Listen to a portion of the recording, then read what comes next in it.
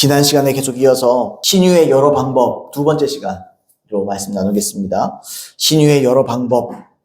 지난 시간에 우리가 세 가지 방법을 살펴봤는데요. 첫 번째는 예수님의 이름으로 마귀에게 질병과 통증을 갖고 떠날 것을 요구하십시오. 그런 말씀 드렸습니다. 예수님의 이름에 권세가 있기 때문에 그 권세를 사용해서 그리스도인에게 있는 질병과 고통은 불법입니다. 왜냐하면 그리스도인들은 죄를 회개했고 예수님 안에 있기 때문에. 왜냐하면 예수님이 십자가에서 치유를 성취하셨기 때문에. 그래서 예수님의 이름에 권세를 통해서 쫓겨나갈 것을 명령하면 되게 되어 있다. 자, 그런 말씀을 드렸습니다. 우리가 육안으로 볼 때 치유된 것처럼 느껴지지 않을 수 있어요. 그러나 믿어야 됩니다. 다 치유가 된 다음에 믿겠다. 그럼 그건 믿음이 아니죠. 그는 믿음이 아니에요. 믿음은 아직 안 됐는데도 붙잡는 게 믿음인 거예요. 그래서 예수님의 이름의 권세를 통해서 선포하고 믿으십시오. 나은 것을. 두 번째는 예수님의 이름으로 치유를 위해 하나님께 기도하라. 말씀드렸습니다. 하나님께 기도하십시오. 제가 지금 여러 가지가 있는 이유에 대해서 말씀드렸어요. 사람의 믿음이 다 똑같지 않습니다. 사람의 믿음의 수준이 다 다릅니다. 그래서 하나님은 어떻게 해서든지 치유하기를 원하는 거예요. 이런 방법, 저런 방법, 이런 방법, 모든 것을 하나님은 총동원해서 어떻게든 치유하기를 원하시는 겁니다. 그래서 치유가 여러 가지 방법이 있는 거예요. 이거 복잡하다. 딱 단순하게 해놓지. 근데 그렇지가 않아요. 우리는 그렇게 생각할 수 있는데, 단순하게 생각할 수 있는데, 사람마다 믿음의 수준이 다 다른 거예요. 그럼 여러 가지 방법이 있는 거예요. 세 번째로는 치유를 위해서 합심하여 기도하십시오. 말했습니다. 합심하시라. 아픈 사람이 있고 병을 치유하기를 원하는 사람이 있으면 둘이 합심하면 되는 거예요. 합심해서 하나님께 기도하십시오. 그럼 이루어집니다. 자, 그 말씀 드렸습니다. 오늘 네 번째인데요. 네 번째로 기름을 바르십시오. 기름을 바르십시오. 아까 말씀드렸던 대로 하나님은 믿음의 수준에 따라서 다양한 방법으로 치유하기를 원하십니다. 다양한 방법. 다 천차만별이기 때문에. 근데 이 기름을 바르는 건 역시 그런 차원에서 한 방법이에요. 믿음의 수준에 맞추시는 하나님의 한 방법입니다. 기름은 성경에 보시면 성령 또는 성령의 능력을 상징할 때가 굉장히 많죠.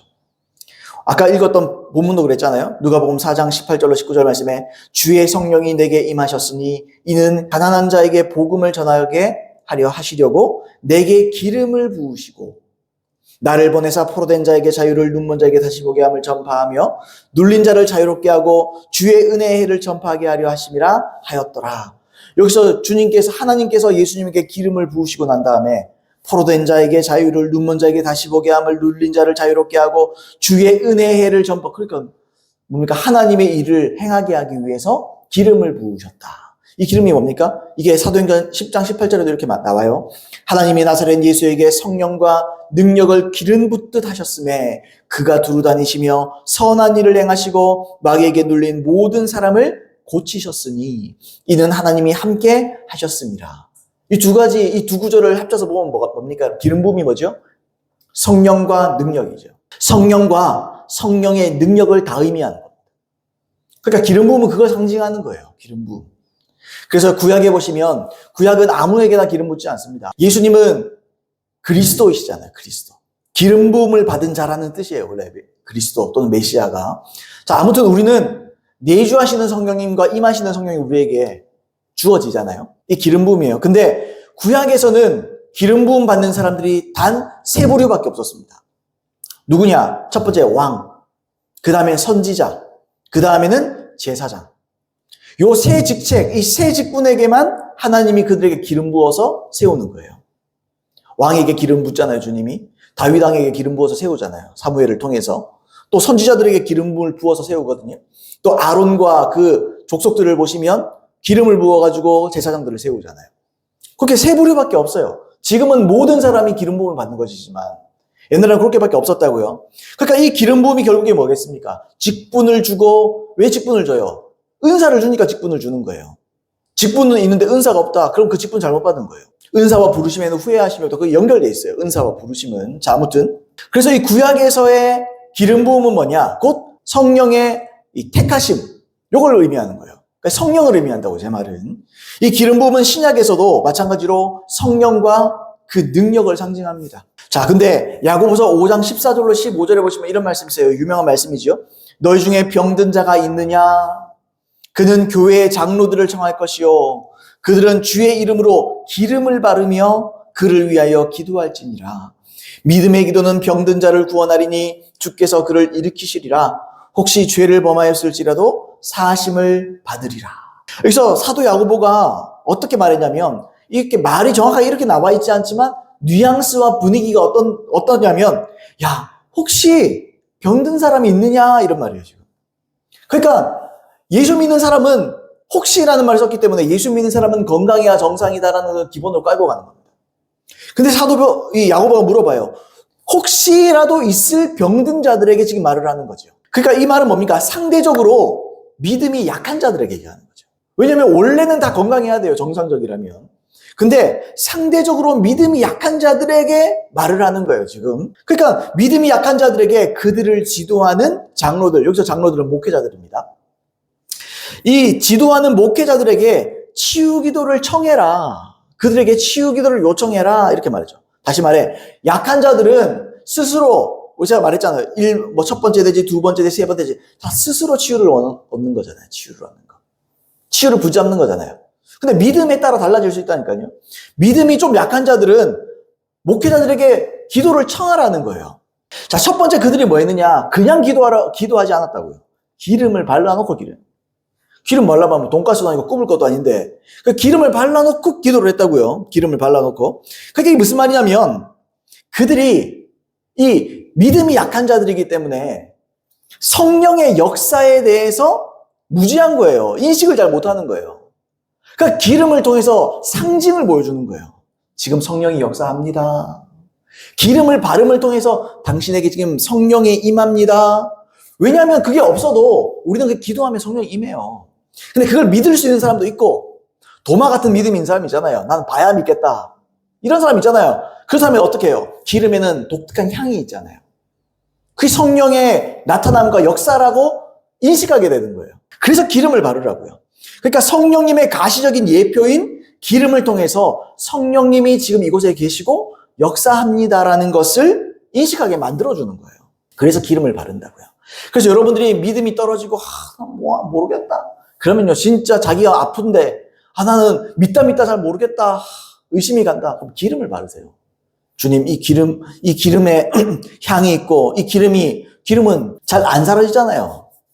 주님이 나에게 역사한 것을 믿습니다. 기름은 계속 머물러 있잖아요. 계속 발라놓으면. 짜파게티 끓이다가 손에 올리브유 묻어보셨습니까? 그 물에 씻어도 안 지워지잖아요. 묻어 있잖아요. 성령 있게 기도한 그 기도가 나에게 효력을 나타내고 있다는 것을 인식하는 거예요. 믿는 거예요. 예를 들자면 그 향을 통해서나 또 그런 기름의 특징들을 통해서 이처럼 목회자가 기름을 발라서 기도할 때 기도를 받는 자는 가시적으로 성령의 역사를 받아들이기가 쉽습니다. 수월해지는 거예요. 그걸 말한다는 것입니다. 이해되시죠? 자, 이게 곧 믿음으로 이어지고 이런 믿음이 곧 하나님의 역사, 하나님의 치유를 붙잡게끔 만들어주는 거예요. 자, 제 이제 의도를 아셨죠? 자, 이 말은 또 뭘 의미하느냐? 지나치게 기름 바르는 것을 의지하면 안 됩니다. 균형을 잡아야 되는 거예요. 그러니까 기름을 바르는 목적을 알아야 되는 거예요, 우리가. 자, 믿음이 적은 자들에게 그런 부분들을 인식할 수 있도록 기름을 바른다고요. 이게 결국에는 믿음을 돕는 한 방법입니다. 기름 바르는 게. 그러니까 기름 자체에는 능력이 없어요. 기름 자체에는 아무런 능력이 없습니다. 아니, 올리브유에 포도씨유에 무슨 특별한 능력이 있어요. 그런 건 없어요. 그냥 튀김에 사용하면 되고 요리할 때 사용하는 거고, 당시에 그건 또 다르지만, 당시에 그 기름을 다 다른 거겠지만, 그 자체에는 능력이 없습니다. 그래서 존 G. 레이크라는 사람이 있어요. 굉장히 이 치유나 이런 말씀이나 사역에 아주 특별한 분 중에 한 분인데, 이 존 G. 레이크가 이런 지적을 했습니다. 어느 날 내가 워싱턴에서 설교했을 때입니다. 한 나이든 자매님이 어젯밤 손녀에게 기름을 발랐는데, 기름 한 병을 손녀의 온 몸에 발랐다고 했습니다. 자, 보십시오. 그 자매님은 하나님이 치유해 주시기를 바랬던 것이 아니라 몸에 바른 기름이 치유해 주리라고 기대했던 것입니다. 사탄은 교묘한 늙은 마귀입니다. 그러나 주님은 우리로 하여금 담대하게 맞서 싸우게 하십니다. 주님은 몸에 바르는 기름이 아니라 믿음의 기도는 병든 자를 구원하리니 주께서 그를 일으키시리라 라고 말씀하십니다. 제가 특별히 그렇게 해달라고 요청받지 않은 이상 결코 기름을 사용하지 않는 것도 이러한 이유 때문입니다. 왜냐하면 사람들이 하나님 대신 몸에 바르는 기름을 의지할 수 있기 때문입니다. 그는 교회들의 장로들에게 청할 것이요 그들은 주의 기름으로 기름을 바르며 그를 위하여 기도할지니라. 믿음의 기도는 병든 자를 구원하리니 병든 자를 구원하는 것은 믿음의 기도이지 몸에 바르는 기름이 아닙니다. 기름을 사용하는 것은 순종의 차원입니다. 기름은 하나님의 영을 상징하는 것이고 그것이 전부입니다. 따라서 우리는 치유자이신 하나님의 영을 상징하기 위해 개인에게 기름을 바르는 것입니다. 그게 기름을 바르는 유일한 목적입니다. 조금 좀 지나치게는 말씀하신 것 같아도 그 정신은 맞아요. 그러니까 안 발라도 되는데 그냥 막 순종하려고 바르는 거다. 이렇게 얘기하는데 그런 것보다 아까 제가 말씀드렸듯이 믿음이 상대적으로 적은 자들에게는 그 성령의 역사를 인식시키고 감지하게 하기 위해서 믿음으로 붙잡게 하기 위해서 기름을 바를 수 있다. 중요한 건 믿음이지 기름 같은 게 아니다.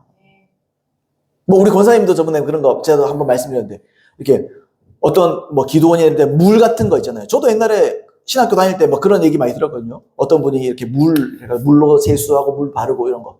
그게요, 결국에는 물의 효과가 있는 게 아니에요. 믿음이 있는 거예요. 그분이 기도하고 했던 이 물이나 이런 게 있으면 이게 효과가 있다라는 믿음이 작동하는 거예요. 하나님이 이걸 통해서 역사하신다라는 믿음이 작동하기 때문에 역사하는 거예요. 그러니까 물이나 기름이나 그 특별한 능력이 있지 않아요. 그걸 대하는 우리의 믿음이 작동하기 때문에 성령이 역사하는 거예요. 중요한 것은 믿음입니다. 그러니까 하나님은 사람에 따라서 어떤 사람은 물이 접촉점이 되는 거예요. 믿음의 접촉점. 어떤 사람은 기름이 접촉점이 되는 거예요. 그러니까 그때부터 믿음이 딱 스위치 온이 되는 거예요. 우리가 그렇게 인식하고 믿을 수 있다는 거예요. 왜? 믿음이 낮기 때문에. 우리가 믿음이 온전하지 않기 때문에 상대적으로 사람마다 믿음이 다 다르고 우리는 다 믿음이 있어요. 왜요? 예수 믿을 때 성령께서 믿음을 갖다 주시잖아요. 그 믿음으로 우리가 구원받는 거 아닙니까? 결국에는. 그런 믿음이 있지만서도 충분하지 못할 수는 있다. 우리 구원할 수 있지만 그것이 치유를 이루는 데까지는 온전하지 않을 수는 있다 이거죠. 그러면 하나님께서 여러 방법을 사용하는 거예요. 저는 이 치유를 준비하면서 제가 사실은 전에 교회에서도 치유 설교를 몇 번 안 했습니다. 손에 꼽을 정도로. 왜냐하면 치유에 그렇게 막 끌리지 않더라고요. 근데 제가 최근에는 이 준비를 하면서 회개도 하는 거죠. 아니 하나님이 예수님이 삼중사역이 하나로 했고 이 사역 중에 30%가 치유였는데 내가 관심이 없으면 내가 나쁜 놈이지. 그건 내가 근데 회개하면서 주님이 치유하시는 방법 왜 이렇게 여러 가지며 저런 방법을 다 사용하시는가 제가 알게 된 거예요. 하나님 우리를 너무 잘 아시는구나. 어떻게든 치유하기를 원하시는구나. 어떻게든 아픈 거 싫구나 주님. 그래서 이 방법 저 방법 할 수 있는 모든 방법들을 우리에게 내어놓으셨구나. 뭐든 붙잡아라. 뭐든 좋다. 믿음으로 붙잡아라. 내가 얼마든지 치유해줄게. 나는 너희 아픈 거 싫다. 그래서 주님은 정말 사랑이시구나. 자, 그걸 참 느끼게 됩니다. 자, 아무튼 여러분 기름이나 여러 가지 것들은 믿음을 돕는 접촉점이요 매개체인 줄로 믿습니다. 5번째로 손을 얹으십시오. 아픈 부위에 환부에 손을 얹으십시오. 환부에 못 얹게 끄는 다른 데로도 얹으시면 돼요. 손을 얹으면 돼요. 예수님은 모든 믿는 자에게 온 천하에 다니며 복음을 전하라 라는 대사명을 주셨습니다. 여러분 복음 전하는 건요 목사만이 할 일이 아니에요. 모든 영혼들은 복음을 전해야 됩니다. 마가복음 16장 15절로 18절 말씀에 또 이르시되 너희는 온 천하에 다니며 만민에게 복음을 전하라.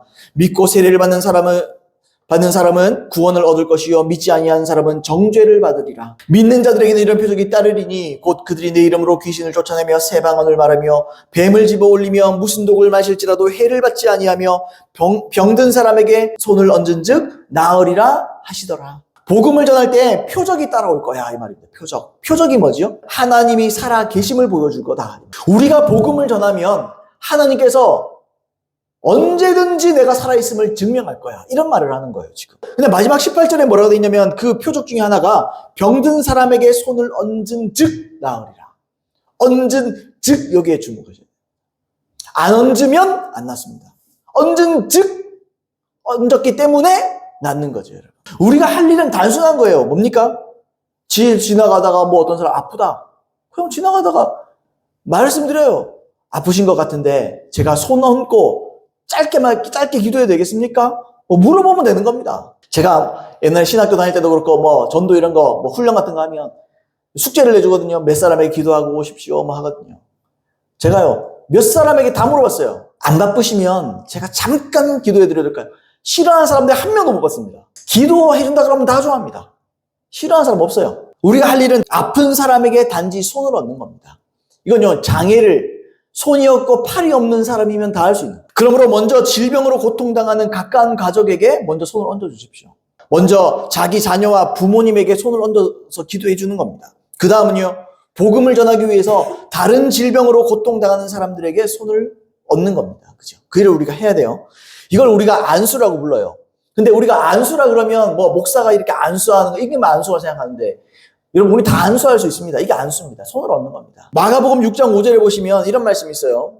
예수님께서 공생의 기간에 치유하실 때 안수로 치유하셨습니다. 안수를 통해서. 근데 마가복음 6장 5절에 보시면 이런 말씀이 있어요. 이게 예수님께서 고향에서, 자기의 고향에 가셔서 사역하는 장면입니다. 거기서는 아무 권능도 행하실 수 없어 다만 소수의 병자에게 안수하여 고치실 뿐이 없고. 이 구절에 보시면 예수님이 자기 고향에서 사역을 했는데 안식일에 회당에 가서 사람들을 가르치십니다. 사람들이 처음에는 막 놀래요. 와, 엄청난 가르침이다. 이게 도대체 무슨 가르침이냐, 이런 거 좀 처음 들어봤다. 근데 사람들이 놀라다가, 야, 저 사람 쟤 누구냐? 젊으니까 아직 예수님이 30대시니까. 아이고, 저 젊은 저 누구냐? 그러니까 사람들이, 있잖아, 저기 마리아 아들이잖아. 아, 그래? 아, 어릴 때 그 동네에 다녔던 걔. 그러니까 이 사람들 은혜를 못 받아요. 얼마나 놀라운 분이에요. 하나님 아들인데. 근데 하나님의 아들이 자기 고향에서 인정을 못 받으니까 은혜 못 받아요. 아무 능력을 행할 수가 없어요, 하나님이. 왜요? 마음에서, 아, 누구 자식이네. 아, 누구 아들이네. 에휴, 뭐, 그래, 내 알지. 옛날부터 알았지. 그럼 마음 싹 다치는 거예요. 그래, 고향 사람들이 결국 예수를 배척합니다. 에이구, 뭐, 다 아는, 뭐, 내가 옛날에 잘 아는데, 뭐, 내가 어릴 때 뭐, 또 봤는데, 뭐, 이러면 끝나는 거예요.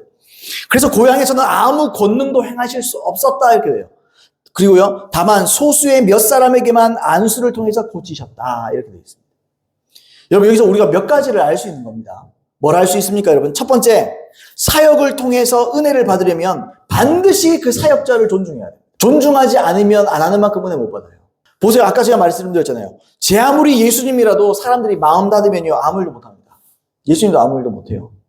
아, 예수님은 하나님이니까 뭐든 할 수 있을 것 같죠? 아닙니다. 우리의 자유의지에 영향을 받아요. 그러니까 기도하지 않으면 역사는 일어나지 않는 것이고, 왜요? 우리가 기도하고자 하는 자유의지를 발휘하지 않았기 때문에.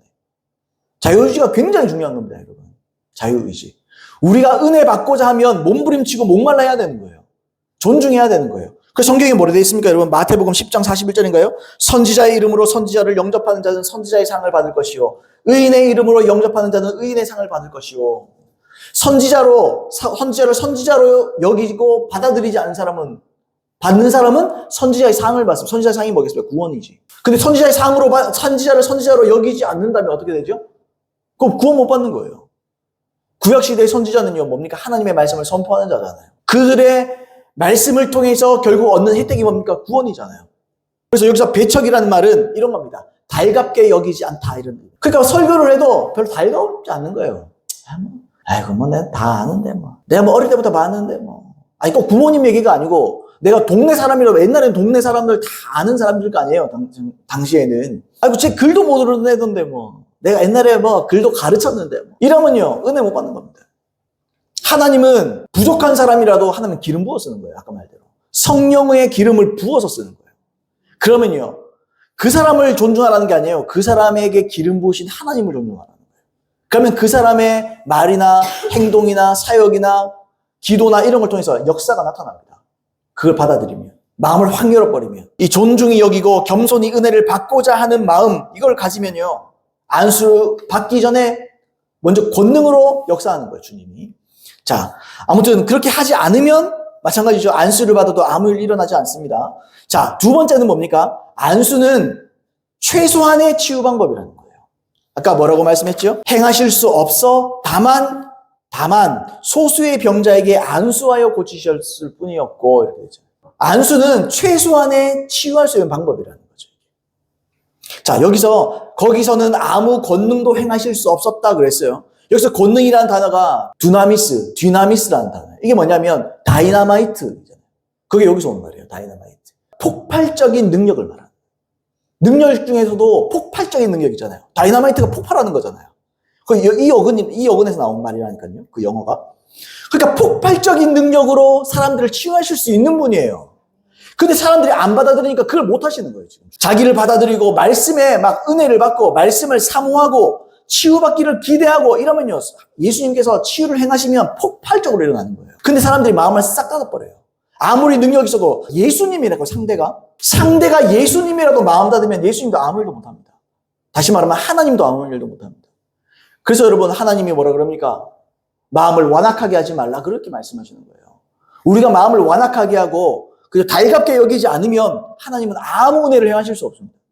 그래서 예배 드릴 때 어떻게 해야 돼요? 마음을 열어야 되는 거예요. 목사를 대할 때 어떻게 해야 돼요? 진짜 참된 하나님의 기름 부음 받은 자로 여러분이 여기기 시작하면 은혜가 임하는 거예요. 제가 지금 뻔뻔하게 부모님 앞에서 나 목사입니다, 이 얘기하는데 그런 유치한 얘기를 하는 게 아니에요. 성경에 말씀하는 질서예요, 질서. 그래서 여러분, 예수님이 뭐래요? 안수를 통해서 소수의 인원만 고칠 수 있었다, 이렇게 말하죠. 자, 그러니까 우리는 어떻게 해야 되겠으면, 여러분들이 치유받는 입장이라면 반드시 믿음으로 손을 얹어주는 사람에게 마음을 활짝 여십시오. 그리고 존중하십시오. 그러면요, 폭발적인 치유가 일어나요. 그래서 여러분, 어떤 집회나 치유 집회나 이런 거 있잖아요. 그러면 앞자리를 사모하는 말이 그런 말이에요. 앞자리를 사모하고 막 앞자리에 가서 은혜 받으려고 애쓰고 노력하고 막 좋은 자리 맡으려고.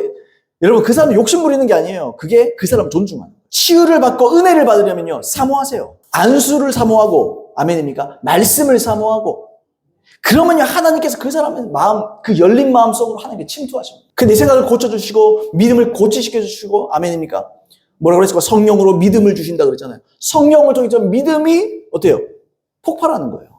믿음이면 다 됩니다, 여러분. 믿음이면 구원받고, 믿음이면 치유받고, 믿음이면 범사가 잘 되고, 이런 일들이 있는 줄로 믿습니다. 자, 그렇다면 우리는 받는 입장에서는 그렇지만 우리가 또 믿는 입장에서는 어떻게 해야 됩니까? 손을 얹어서 치유하고 복음 전할 사명을 갖고 있다는 것을 명심해야 됩니다. 여러분, 손 얹는 것을 두려워하지 마세요. 사람들이 손 얹는 거. 기도해도 되겠습니까? 여러분, 섬길 때 이렇게 섬기는 거예요. 물론 다른 방법도 있죠. 돈으로 섬길 수도 있고, 반찬을 좀 해가 갖다 줄 수도 있고, 이런 여러 가지 섬김이 있을 수 있잖아요. 그죠? 근데 어떤 병자들에게는요, 우리는 어떻게 해요? 손 얹는 섬김을 해야 되는 거예요. 손 얹는 거 힘듭니까, 여러분? 힘듭니까? 얹어주면 되는데. 그게 뭐가 그렇게 힘듭니까? 치유하고 말고는 하나님과 그 사람에게 달린 거예요. 나는 중간에서 그 역할만 하면 되는 거예요.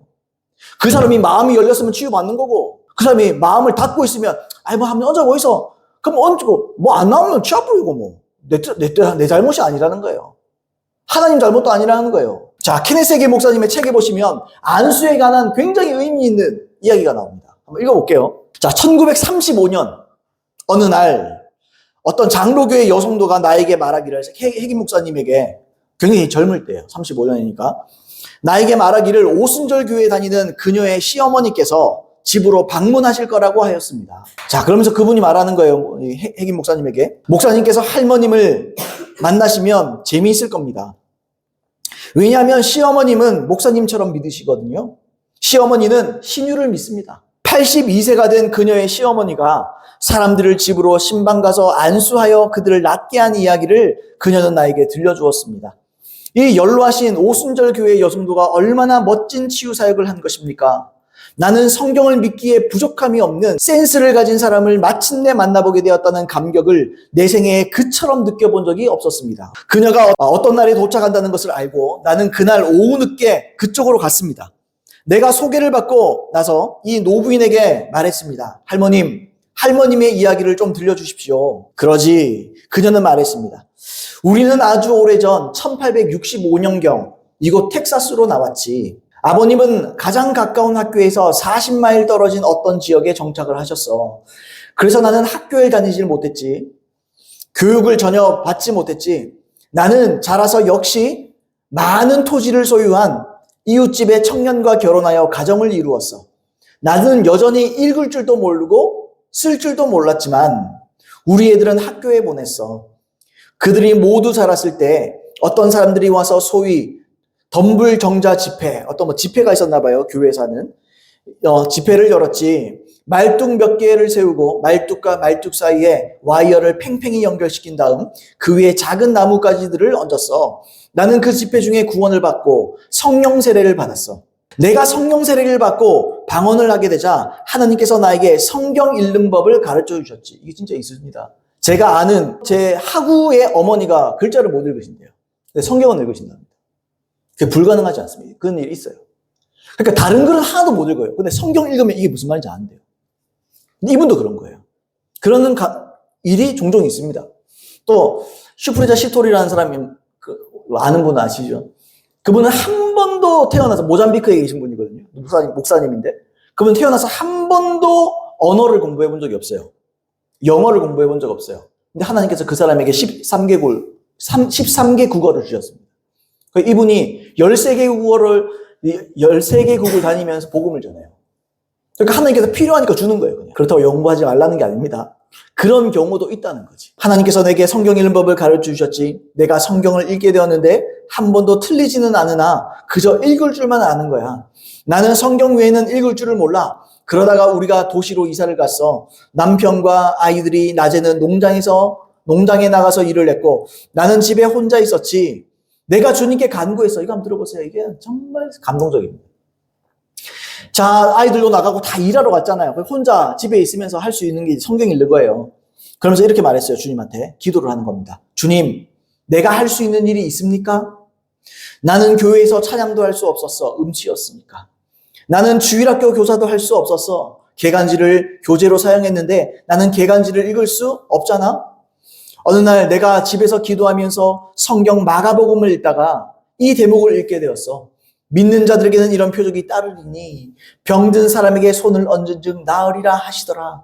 그래서 내가 생각했지. 사람들에게 손을 얹는 데는 교육이 필요하지 않아. 성경은 믿는 자들이 병든 사람에게 손을 얹을 것이라고 말하지.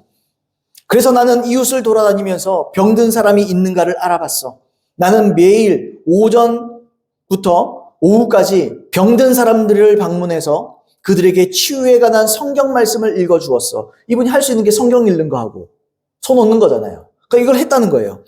성경 말씀을 읽어주었어. 치유에 관한 성경 말씀을. 그들은 한 번도 그런 말씀을 들어본 적이 없었던 거야. 약 3일 정도 그들에게 말씀을 읽어주고 난 다음에 내가 이렇게 물어봐. 이제는 내가 당신에게 안수해도 되겠어? 친한 사람들이니까 내 안수 좀 해도 되겠나? 물어보는 거죠. 실제로 내가 안수한 사람들이 모두 고침을 받았지. 더욱 놀라운 사실은 내가 안수해준 사람들 대부분이 병실에 오랫동안 누워서 의사들이 포기하여 죽기를 기다리고 있었던 사람들이었어. 여기 이 나이 많으신 여성들은 교육을 받은 것도 없고 복음을 전하는 사역자도 아니었지만 병든 사람에게 안수를 하였고 그들이 나음을 받았습니다. 안수는 우리 모든 신자들의 것입니다. 꼭 기억하세요. 이 노부인은 목회자가 아니고 믿는 자였습니다. 하나님은 그때나 지금이나 동일한 하나님이십니다. 하나님은 변함이 없으십니다. 하나님께서 함께 동역할 수 있는 사람을 만나시면 하나님과 사람이 다시 그 일을 할 수 있습니다. 누가 병든 사람에게 손을 얹을 수 있습니까? 믿는 자들이 할 수 있습니다. 그분이 배운 게 없어요. 그죠?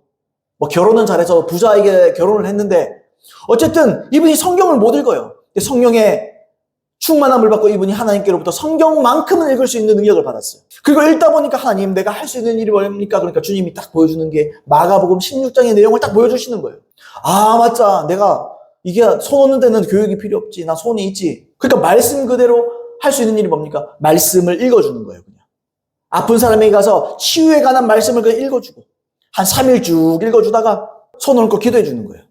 그러니까 죽음을 기다리고 있었던 사람들이 다 치유됐다. 이분은 교육받은 사람이 아닙니다. 이분은 성경을 읽은 사람입니다. 이분은 교육받은 사람이 아닙니다. 말씀에 순종한 사람입니다. 이분은 지식적인 사람이 아닙니다. 단지 성경에 순종했던 사람입니다. 우리에게 이런 믿음이 필요하다는 거예요. 단순한 믿음이 필요하다는 거예요. 이 할머니는 글을 못 읽었잖아요. 하나님의 은혜로 성경만 읽습니다. 또 자신이 할 수 있는 일을 그냥 했습니다. 단순히 그 일을 찾았고 그 일을 했어요. 영혼들이 구원받는 거예요. 영혼들이 치유를 받는 거예요. 제 말은요, 하나님은 지금도 동일하다는 겁니다. 여러분들이 할 수 있는 일을 하십시오. 나는 목사로서 말씀도 준비해도 여러 가지 일들이 있지만 여러분은 여러분이 하실 수 있는 일이에요. 저도 마찬가지고. 저도 믿는 자니까. 기회에 대해서 손 얹어도 되겠습니까? 그래서 얹을 수 있으면 얹으세요, 그냥. 성경 몇 구절 읽어주고, 그죠? 베드로전서 2장 24절, 마태복음 8장 17절, 그죠? 이사야서 53장 이런 말씀 읽어주면 되잖아요. 치유에 관한 많은 말씀들 있잖아요. 준비했다 읽어주면 돼요. 그리고요, 때가 되면 손 얹고 기도하는 거예요. 그럼 치유가 나타난다는 거예요. 더 단순해지는 축복이 임하기를 예수님으로 축복합니다. 그런 분 되시길 바랍니다. 마지막 6번째로 병 고치는 은사를 통해서 치유를 받으십시오. 이제 은사 이야기입니다. 자, 우리 이전에 했던 건요, 은사들이 아닙니다. 그건요, 믿는 자들이 당연히 할 수 있는 일입니다. 우리에게 주어진 권리입니다. 자, 6번째는요, 병 고치는 은사예요. 성경에 보시면 성령의 은사 중에 병 고치는 은사가 있다 이렇게 말합니다. 고린도전서 12장 9절 말씀에 다른 사람에게는 같은 성령으로 믿음을, 어떤 사람에게는 한 성령으로 병 고치는 은사를, 그 뒤에 보시면 28절로 30절에 보시면 또 이런 말씀이 있어요. 하나님이 교회 중에 몇을 세우셨으니 첫째는 사도요, 둘째는 선지자요, 셋째는 교사요, 그 다음은 능력을 행하는 자요, 그 다음은 병 고치는 은사와 서로 돕는 것과 다스리는 것과 각종 방언 말하는 것이라. 다 사도이겠느냐, 다 선지자이겠느냐, 다 교사이겠느냐, 다 능력을 행하는 자이겠느냐, 다 병 고치는 은사를 가진 자이겠느냐, 다 방언을 말하는 자이겠느냐, 다 통역하는 자이겠느냐, 이렇게 말했어요. 근데 우리가 이런 의문을 가질 수 있습니다. 어떤 의문이냐면, 아니, 모든 신자가 손을 얹어서 치유하라 그랬는데 또 병 고치는 사 또 따로 있네. 그럼 하라는 말이야, 말라는 말이야. 모든 믿는 자가 다 손을 얹어서 치유를 행할 수 있다 그래놓고 병 고치는 은사가 있는 사람이 다 병 고치는 자겠느냐, 다 방언 말하는 자겠느냐. 여기서 방언은 다 방언 말할 수 있습니다. 이거는 공적인 방언을 말하는 거예요.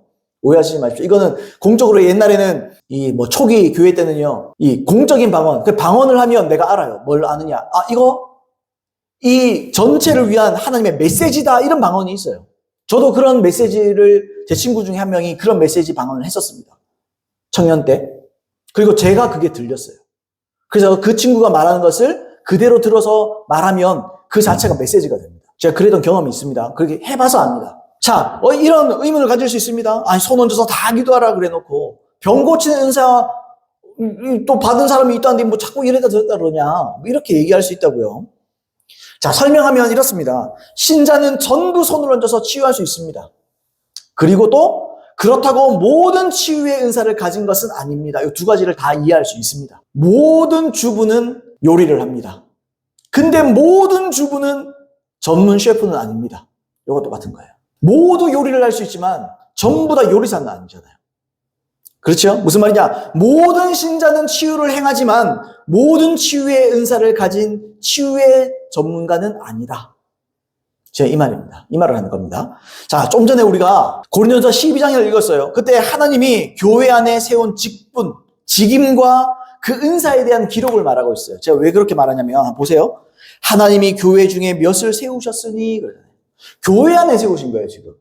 교회 안에 사도를 세웠고, 선지자, 교사, 능력 행하는 자, 병 고치는 은사, 이런 사람들 세웠다. 이게 무슨 말이죠? 여기 지금 은사를 얘기하는 거예요. 왜 그러냐면 29절에 보시면 이렇게 돼 있거든요. 다 사도겠느냐? 다 선지자겠느냐? 다 교사겠느냐? 다 능력 행하는 자겠느냐? 다 병 고치는 은사를 가진 자들이겠느냐? 또 다 방언 말하는 자겠느냐? 다 통역하는 자겠느냐? 이게 무슨 말이죠? 다 은사 얘기하는 거예요. 은사 얘기. 사도도 은사거든요. 사도의 은사가 있어야 사도인 거예요. 선지자의 은사가 있어야 선지자인 거예요. 자, 그런 얘기를 지금 하는 거예요. 근데 보세요. 사도, 선지자 나온 다음에요. 그 다음에 나오는 게 뭐냐면 다 능력 행하는 자겠느냐? 그 다음에 다 병 고치는 은사를 가진 자겠느냐? 이 두 부류가 나온다. 제가 이 얘기를 왜 하냐면요. 지금 제가 교회에서 세워진 걸 얘기했잖아요. 근데 에베소서에 보시면 에베소서 4장 11절로 12절에 보시면 하나님께서 만물을 위해 선물을 주셨다. 그러면서 오중직임자를 얘기합니다.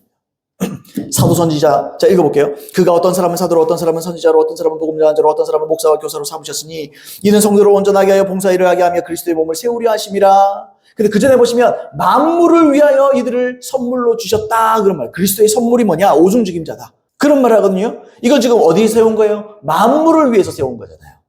이것도 한정적으로 고린도전서 12장은 교회를 대상으로 얘기하는 거고, 에베소 4장의 말씀은 만물을 위해 세운 것을 얘기하는 거라는 거죠. 그러면서 고린도전서에는 교회 안에서 이야기하면서 직분과 은사에 대한 이야기를 하는 거예요. 에베소의 말에 의하면 사도, 선지자, 복음 전환자, 목사, 교사 이런 순서로 얘기한다고요. 이 5가지 순서로. 근데 고린도전서에는 뭐라 그러느냐? 읽어볼게요. 다 사도겠느냐?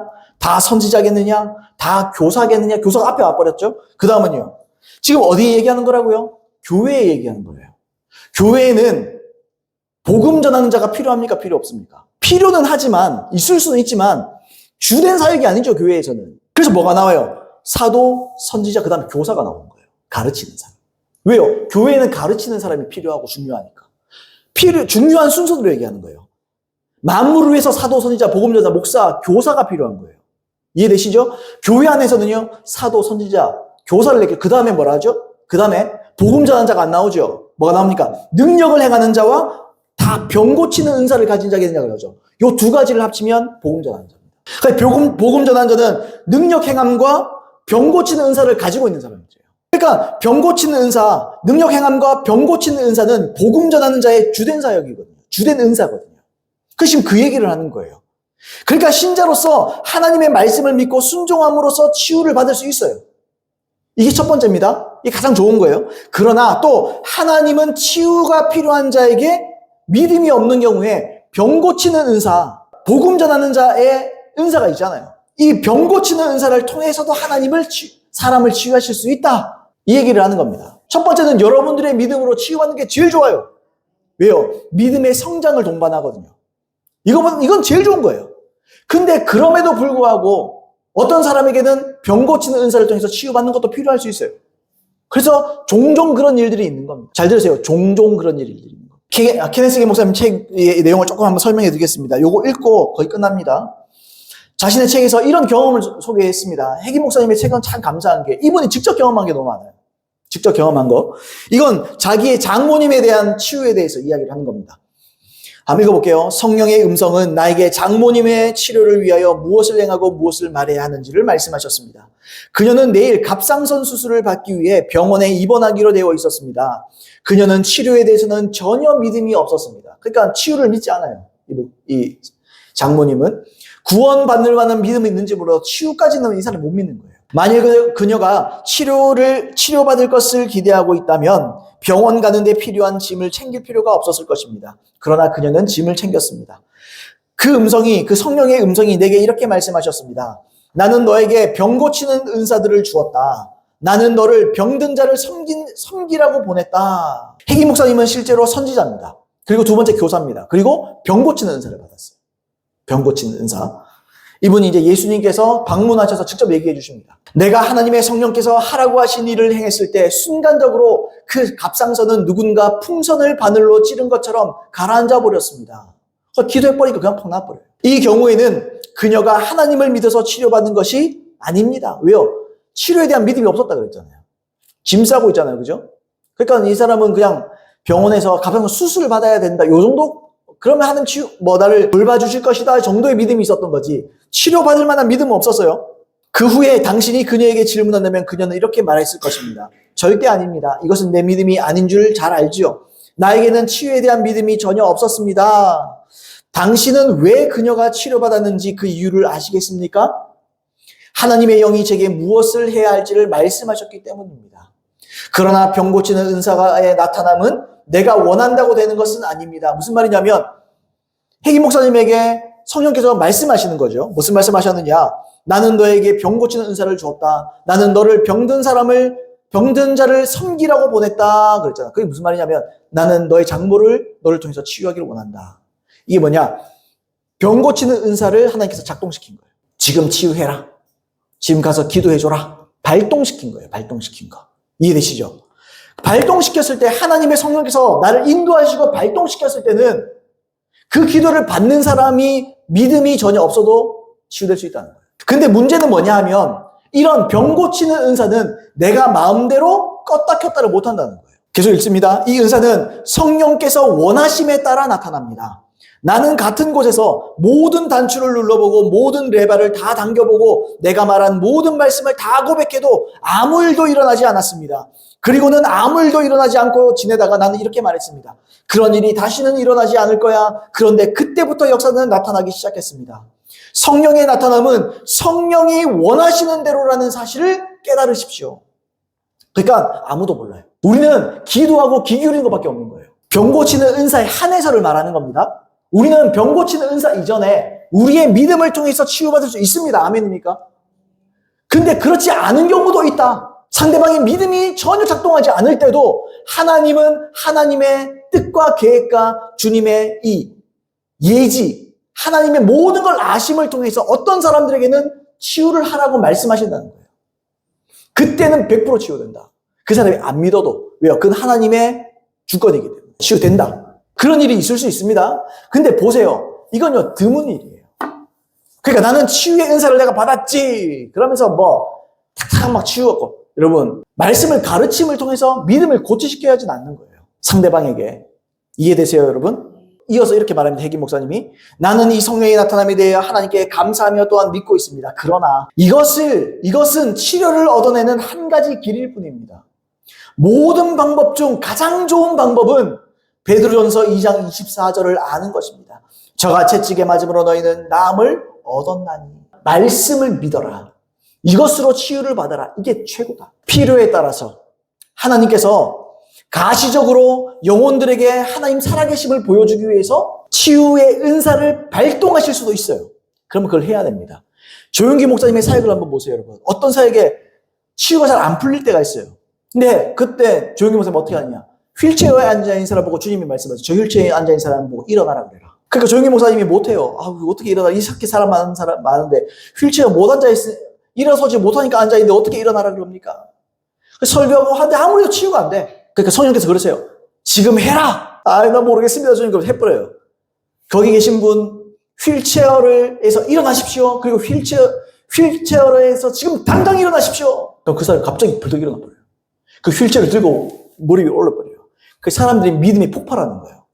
그때부터 치유가요, 막 불길처럼 일어나는 겁니다. 그 왜 그렇죠? 하나님께서 아시는 거죠. 저 사람이 치유되면 사람들이 믿게 될 걸 아는 거예요. 그러니까 하나님께서 치유의 은사를 발동시키는 거예요. 그때. 집밥을 좋아하십니까? 외식을 좋아하십니까? 집밥이 최고죠.